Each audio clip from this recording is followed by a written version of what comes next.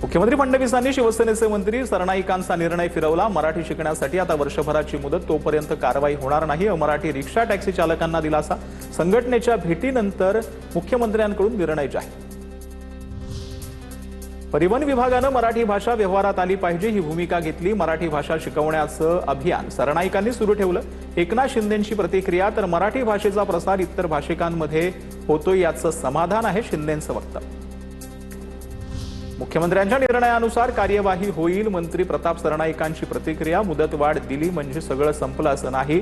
अमराठी चालकांना मराठी भाषा शिकावीच लागेल, सरनाईकांकडून स्पष्ट। सुप्रिया सुळेंच्या नावाचा उल्लेख अनावधानानं काँग्रेसचे नेते विजय वडेट्टीवारांचा माफीनामा। सुळेंसह अनेक मराठा नेत्यांकडे ओबीसींचं प्रमाणपत्र वडेट्टीवारांनी केला होता।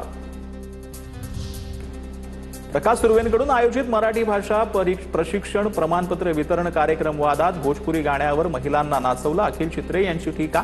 शिवरायांच्या मूर्तीसमोर अश्लील नृत्य झाल्याचा आरोप, तर प्रकाश सुर्वे कुठल्या प्रकरणात उघडे पडणार, किशोरी पेडणेकरांचं वक्तव्य।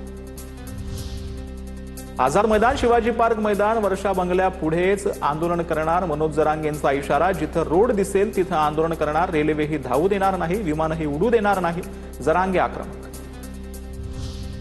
जरांगेंच्या मागण्यांवर आम्ही कारवाई केली आहे। सरकारच्या वतीनं जरांगेंसोबत चर्चा सुरू आहे। मुख्यमंत्री फडणवीसांनी केलं स्पष्ट, तर जरांगेंशी आमची चर्चा सुरू।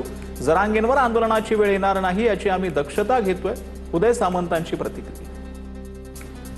विधान परिषद मिळवण्यासाठी हाकेंची धडपड सुरू असेल। हाकेंची हाक ऐकायला कुणी तयार नाही, विखे पाटलांची लक्ष्मण हाकेंवर टीका।